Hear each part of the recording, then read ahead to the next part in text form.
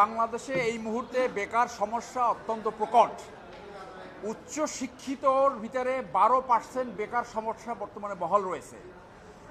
এই পরিস্থিতিতে আমরা দেখলাম বাংলাদেশে 10 থেকে 15 লক্ষ বিদেশিরা অবৈধভাবে আমাদের কর্মক্ষেত্র দখল করে আছে। আমাদের দেশের সন্তানরা চাকরি পাচ্ছে না, তারা ভূমধ্য মহাসাগর থেকে বঙ্গোপসাগরে চাকরির খোঁজে মৃত্যুবরণ করছে। সেই ক্ষেত্রে এই অবৈধ 10 থেকে 15 লক্ষ অবৈধ বিদেশিরা আমাদের কর্মক্ষেত্র দখল করে আছে। আমাদের সন্তানেরা, এই দেশের সন্তানেরা তাদের যোগ্যতা অনুযায়ী কাজ পাচ্ছে না। আমরা বিদেশি এমপ্লয়মেন্টের বিপক্ষে নয়, কিন্তু অবৈধভাবে বিদেশি এমপ্লয়মেন্টের বিপক্ষে।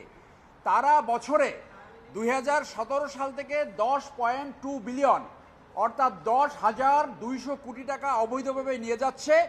বাংলাদেশ সরকারকে কোনো ট্যাক্স এবং ভ্যাট দিচ্ছে না। আমরা সরকারের যে কনসার্ন যারা কর্তৃপক্ষ রয়েছে তাদের ইনঅ্যাকশন চ্যালেঞ্জ করেছি এবং আমরা তদন্ত চেয়েছি যে যারা অবৈধভাবে কাজ করছে। 4টা আইন ভায়োলেট করছে: foreigners control act, foreigners act, money laundering act. এই আইনগুলো ভায়োলেট করছে। সেই আইনের প্রভিশন অনুযায়ী তাদের বিরুদ্ধে ব্যবস্থা নেওয়ার জন্য আমরা তদন্ত চেয়েছি এবং ইনঅ্যাকশনকে আমরা চ্যালেঞ্জ করেছি।